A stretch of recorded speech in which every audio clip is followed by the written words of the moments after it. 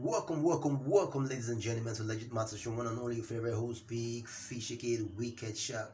Welcome to Legit Matters. Straight to the matter, we're talking about Gucci Mane, aka Guwap, the president, the founder, and CEO of 1017 Records. Gucci Mane has been very vital when it comes to discovering one of the best street artists in recent times. He's been influential in the discovery of the Migos and the management of the Migos. He discovered the Migos online and also the likes of Mike Will made it and other producers, Metro Boomin and all that Young Tog. He discovered all of them on the streets, and he has been very good when it comes to managing of artists and discovering street artists. Matter of fact, Gucci Mane has had the likes of the one and only Fujiano and the one and only 1017 Tog, Young Tug also. He has had so many Waka Flocka Flames, so many artists under his arms, under his roster, and he keeps going hard at it.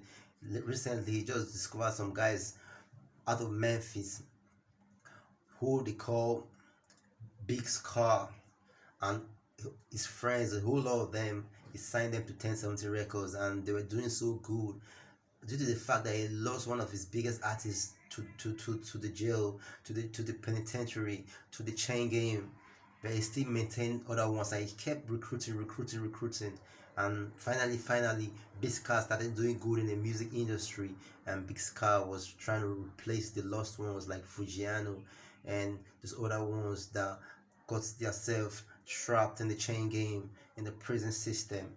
So Big Scarr was doing very good, but this life sometimes it's not how you plan things.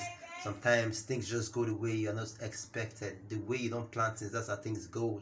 And my Big Scarr, aka the Green Reaper, had just had something that was eating into his body, man. Had an addiction problem of taking pills and taking drugs, sipping on lean and all that stuff, due to the fact that these young kids, they've seen so much pain in the streets because they live the street life.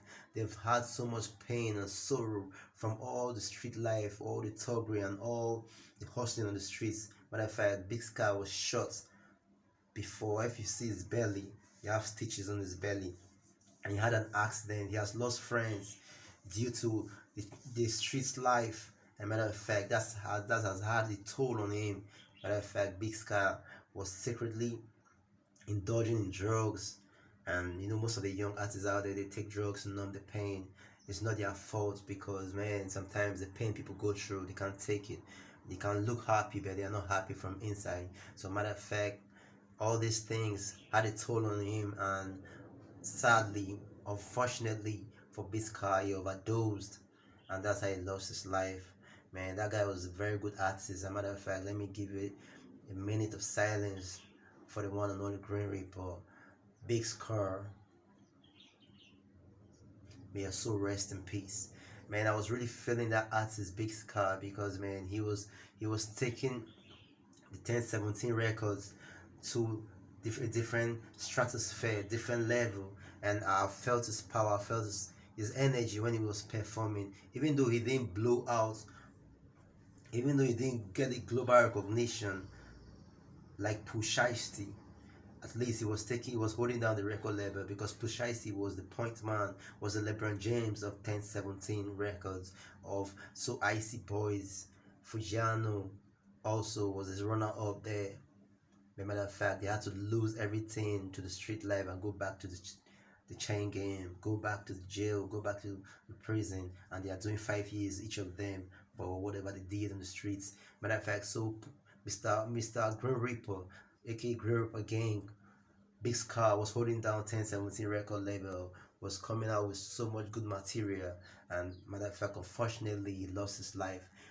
Pusha is his cousin, and together they had a group in Memphis, in which Pusha has his own Chopper Gang Records, Chopper Gang, and Big Scarr has his own Rich and Ruthless Gang, and they are just little sets in Memphis out there, in which they are holding themselves down. They are more like small sets of gangs, and Big Scarr was among the founders of Rich and Ruthless. Matter of fact, when he lost his life, that had a toll on his guys, and matter of fact, it made them so bitter and sad. But to my own surprise, after all these things happened, Gucci Mane posted a picture of him that I miss you, dog. I miss you. I'm gonna miss my boy. And there was a story that Gucci Mane said he'll take care of the burial and all that.